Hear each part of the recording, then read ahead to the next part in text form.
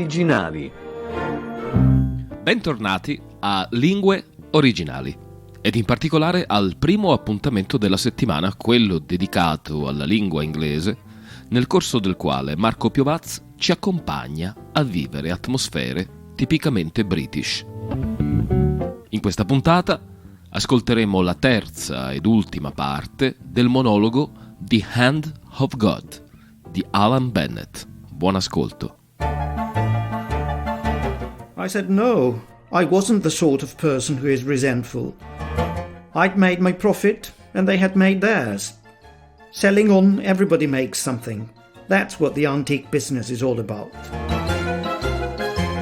They posed me outside the shop and this little young woman stood by the camera and I had to look at her and not at it. She said, would I be asking them to give me an ex gratia payment? I said I didn't think I would be asking, and I'm sure they wouldn't be offering. Of course, it would be nice if they did. I think I would, in the circumstances. I'd actually forgotten all about it. It was 6 months ago, at least.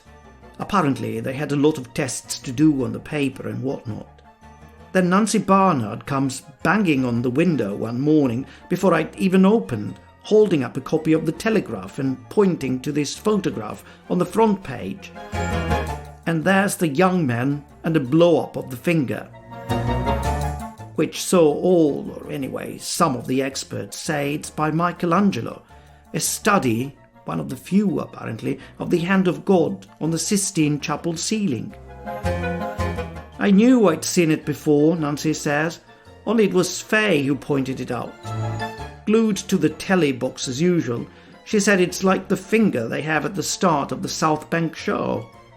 Such a shame. If you watched the telly, you might have known. What makes it special, apparently, is the ring. God doesn't have a ring on his finger on the ceiling. I mean, why would he?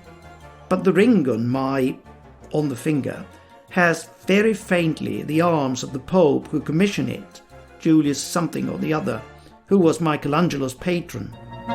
Very satirical, apparently, on Michelangelo's part, though I don't see the joke. But all of which, needless to say, bumps up the estimated price. Not been sold yet, but could fetch anything, 5 million, 10 million, unique. A finger, that size.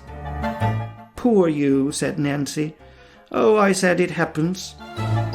Only when she'd gone, I was physically sick. The young man who bought it, whom I thought looked quite classy, turns out to be some young blood from Christie's. Says in the paper he picked it up in a junk shop. Junk shop. Of course, the person who ought to feel really sick is the niece, Mrs. O'Rourke. I don't think she can never have looked in the box, so she'll have had no idea. So I've dropped her a line, wiped the smile off her face. Been quite busy. Mostly people just wanting a look. At me, chiefly. Still, they bought the odd thing. Sold a couple of lemonade bottles yesterday. Only my stock's low. Can't face going to sales yet. And I've still got this bloody refectory table. Knee-deep in tomatoes. So I made some chutney. Frilly top, italic label, 95p a bottle. Sold 3 this afternoon.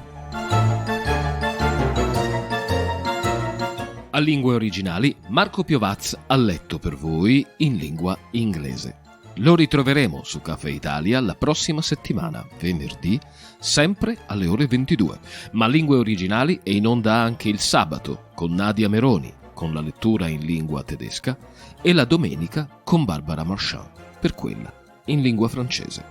Vi ringraziamo per l'ascolto e vi diamo appuntamento a Lingue Originali fra 7 giorni, sempre su Caffè Italia, la radio e il podcast dalla Roma italiano, e non solo.